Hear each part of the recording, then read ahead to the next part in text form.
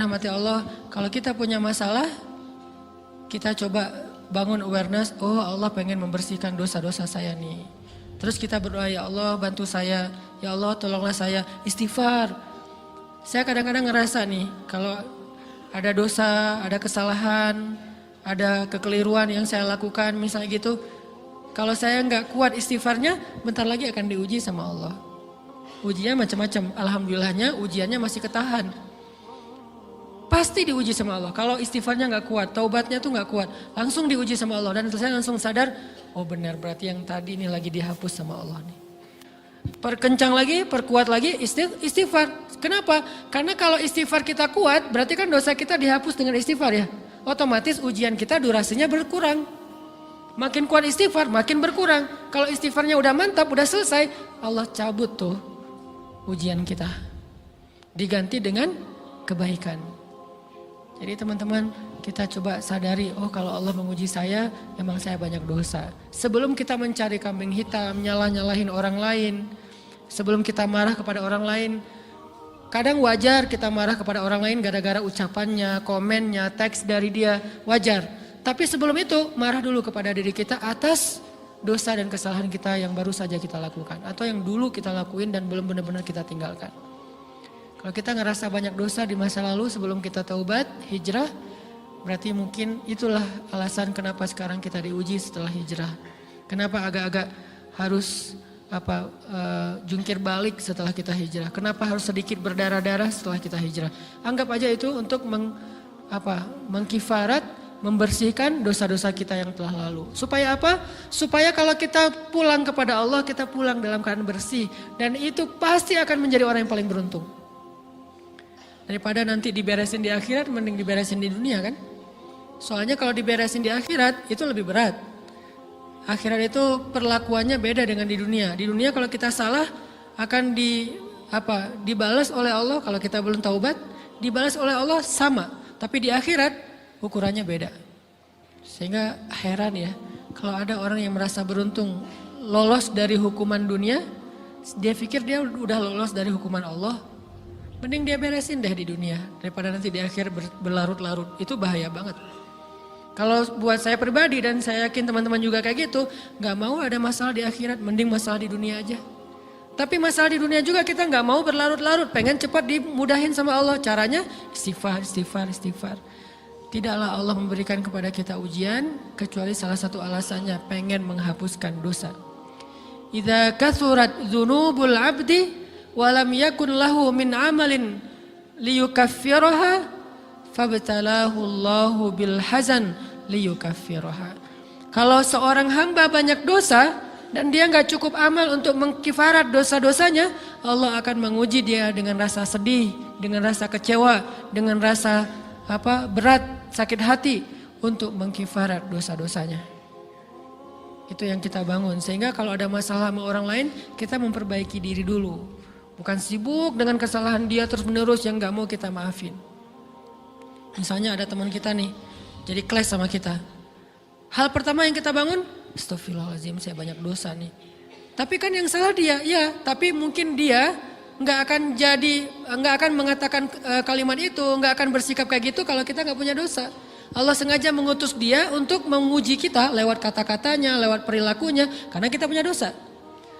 Jadi penyebab pertama diuji itu bukan teman kita yang salah, itu penyebab kedua. Memang dia salah dan itu harus kita akui, realistis lah. Dia salah, dia nggak pas, dia nggak bijak, dia apa. Oke, tapi yang mentakdirkan dia salah kepada kita, Allah Subhanahu Wa Taala. Kenapa Allah takdirkan gitu? Karena kita masih punya banyak dosa. Allah kirim kita ujian, bisa manusia, bisa alam, bisa dalam diri kita sendiri. Itu semuanya adalah cara Allah untuk menguji kita dan membersihkan dosa-dosa kita. Ini yang kita bangun pertama. Yang kedua, kata Nabi di dalam hadis Bukhari, "May yuridillahu bihi khairan." Yang terkenal kan yufaqihu fiddin, itu yang terkenal. Ternyata ada dua modelnya. Ada may yuridillahu bihi khairan yufaqihu fiddin. Siapa yang Allah pengen kasih dia kebaikan agama, kebaikan, Allah akan buat dia mengerti halal dan haram. itu berarti Allah sayang sama dia. Ini satu model hadis. Ada model yang kedua, mirip redaksinya. May yuridillahu bihi khairan yusib min. Hadis Bukhari. Siapa yang Allah pengen ngasih dia kebaikan, Allah uji. Hah? Kok gitu caranya? Ternyata kayak gitu rahasianya. May yuridillahu bihi khairan, may yuridillahu bihi khairan, siapa yang Allah pengen ngasih dia kebaikan, Allah kasih dia musibah atau ujian. Kenapa bisa seperti itu, Ustaz? Fa inna ma'al usri yusra, inna ma'al usri yusra. Seolah-olah Allah bilang di dalam ayat itu, kalau kalian mau dapat kemudahan, biasanya lewatnya kesusahan dulu. Kalau kalian pengen dapat keberuntungan, biasanya dapatnya kerugian dulu. Tapi keberuntungan dan kerugiannya pasti nggak sebanding. Keberuntungannya jauh lebih besar daripada kerugiannya. Kerugian itu kayak modal doang, DP. Jadi kalau kita mau dapat kejutan dari Allah, Allah kasih kita DP. DP-nya apa? Ujian. DP-nya musibah. DP-nya rasa nggak nyaman. Itu DP tuh. DP terhadap apa? DP dari Allah terhadap hadiah-hadiah besar yang Allah pengen ngasih ke kita setelahnya. Cuman banyak orang yang menolak DP ini. Sama kayak kita misalnya. Kalau kita mau ngasih dia hadiah, kita kasih dia kayak kejutan dulu. Dia lagi ulang tahun nih, disiram air dulu. Setelah itu dikasih hadiah-hadiah yang mahal. Rela gak disiram air demi hadiah? Rela, udah siramin lagi aja. Kalau setelahnya ada hadiah. Yang kita gak rela, kalau setelah disiram, disuruh bersih-bersih sendiri dan gak dikasih apa-apa, kan gak rela tuh. Berarti ini bab iman, yakin gak kalau Allah tetap ngasih hadiah? Kan sabar dan iman itu ternyata tahu aman, kembar. Kalau kita yakin Allah ngasih hadiah setelah ngasih kita DP ujian, ya kita akan sabar. Gak apa-apa deh, bentar lagi mau dikasih hadiah, digini-giniin juga gak masalah. Dibully, diapain sama Allah, biarin aja. Ya Allah saya sabar, kan bentar lagi mau dikasih hadiah nih. Ini masalah yakin. Tapi kalau kita gak yakin, apa sih maunya Allah gitu kan? Begitu kalimat ini keluar, maka yang muncul setelahnya adalah mengeluh, berputus asa, dan gak akan sabar menghadapi ujian. Ujian, kata Nabi, may yuridillahu bihi khairan, siapa yang Allah pengen kasih hadiah, siapa yang Allah pengen kasih kejutan, siapa yang Allah pengen kasih pertolongan, siapa yang Allah pengen kasih kebaikan, yusib min, Allah akan uji dia dulu. Ini sunnatullah, sehingga kalau kita lagi diuji, yang kita lihat jangan ujiannya, apa setelah itu. Gimana ngelihatnya Ustaz gak kelihatan? Dengan mata hati. Istafti qalbak, tanya kepada hatimu, kelihatan gak? Dengan mata hati. Gimana ngelihat dengan mata hati? Dengan iman, saya percaya Allah pasti ngasih kebaikan setelah ini. Orang Allah sendiri yang ngomong, gak ada satu huruf pun di Al-Quran yang salah. Apalagi satu ayat, apalagi dua ayat. Fa inna ma'al usri yusra, ditegesin lagi. Inna ma'al usri yusra. Tapi usr dulu, baru yusr. Dikasih kesusahan sedikit, dikasih kemudahan yang banyak. Dikasih kesusahan sedikit, dikasih kemudahan yang banyak. Ini yang kita coba bangun tajdidul iman. Bangun memperbaharui yakin. Sehingga ketika kita diuji, sedih, wajar. Mengaduh sedikit bukan mengeluh ya. Kalau mengeluh kan nyalahin Allah. Kalau ngaduh, yang namanya orang dicubit kan, itu ngaduh. Tapi kalau, apa sih maunya Allah? Nah itu ngeluh. Antara mengadu dengan mengeluh berbeda. Mengadu, itu manusiawi. Sedih, itu manusiawi. Air mata bahkan bukan hanya manusiawi, itu rahmat dari Allah. Orang yang gak bisa menangis itu yang bahaya. Kalau kita masih bisa menangis, berarti kita masih peka hatinya. Bukankah anak kecil paling sering menangis? Berarti hatinya peka. Siapa lagi selain anak kecil yang paling sering menangis? Cewek. Cowok itu emang gak punya perasaan, makanya jarang nangis. Cewek dikit-dikit nangis, jangan bilang, cemen banget sih nangis, cengeng apa. Enggak, karena dia perasaannya lebih peka dari kita. Itulah kenapa Allah menitipkan bayi kepada perempuan. Kalau dititipin ke laki-laki hancur. Di balik kepekaan perempuan, di balik sensitifnya perempuan, di balik perasaannya yang luar biasa, di situ Allah Subhanahu wa taala menitipkan amanah, dia yang paling baik dalam merawat bayinya. Perempuan secara umum mungkin lebih banyak bicara daripada laki-laki. Walaupun ada orang yang perempuan pendiam banget, ada yang gak ngomong sama sekali, misalnya diem-diem aja. Tapi secara umum perempuan lebih banyak berucap daripada laki-laki. Namanya ini kekurangan. Ini kelebihan. Kalau dia berikan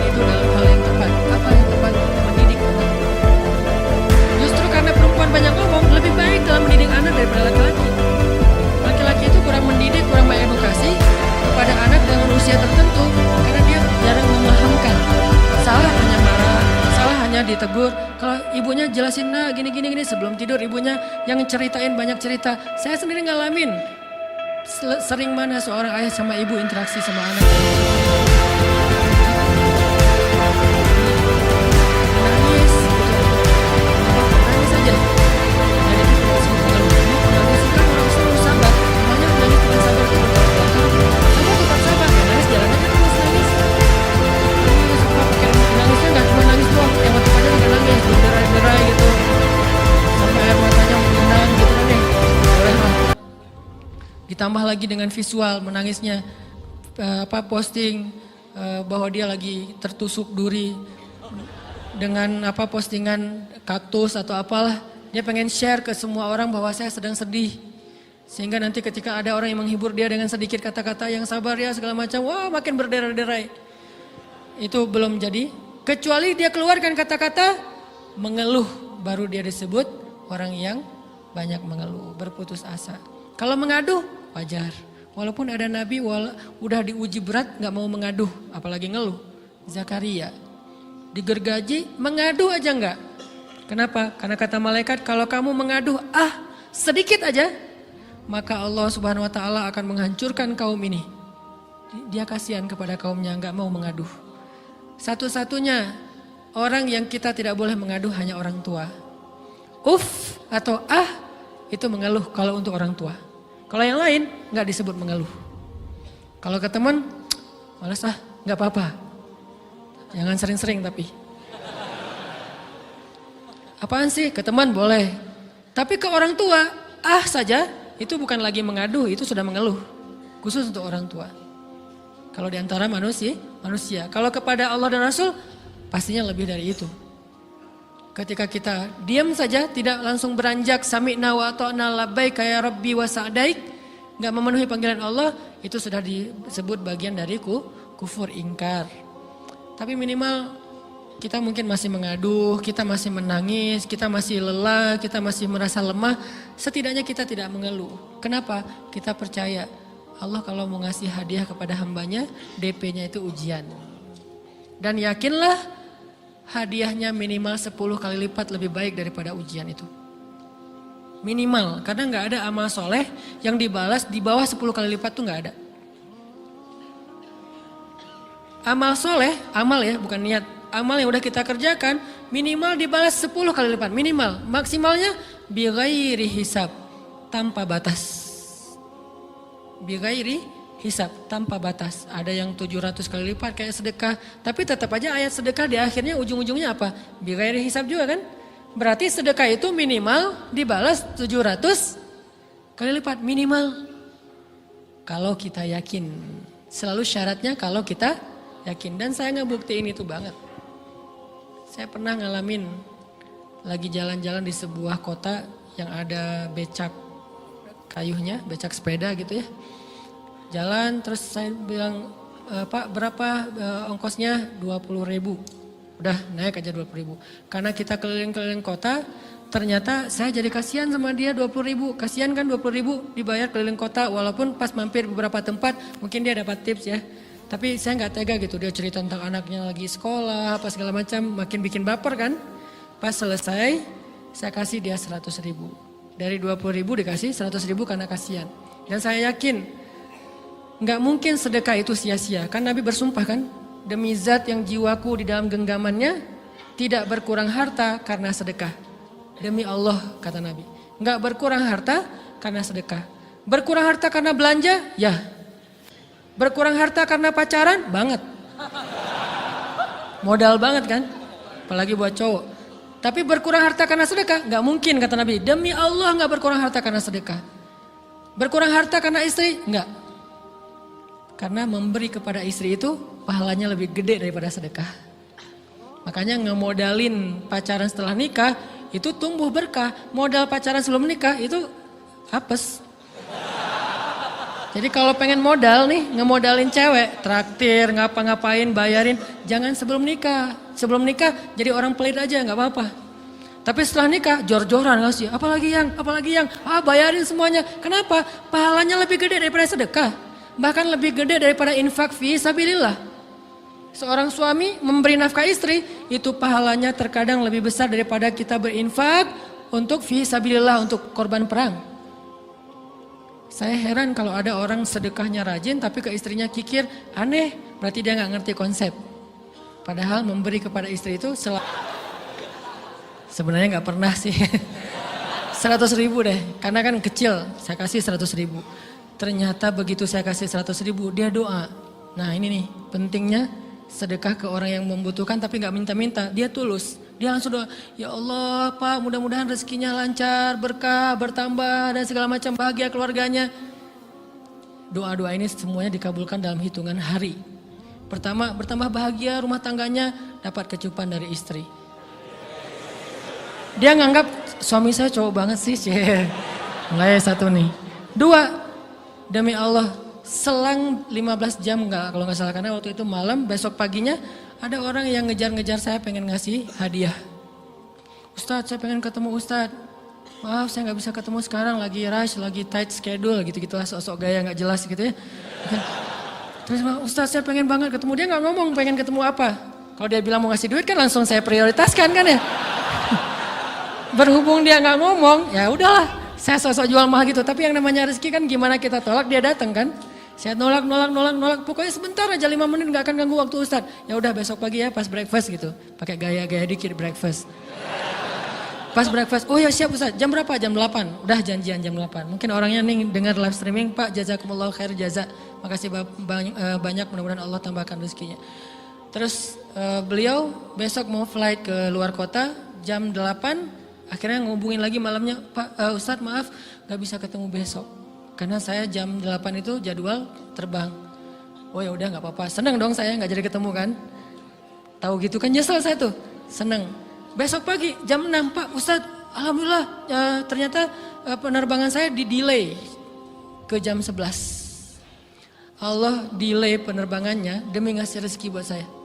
Kan luar biasa kan. Nah, ini hikmah kepedean saya, kegeeran kepada Allah gitu. Di delay demi saya.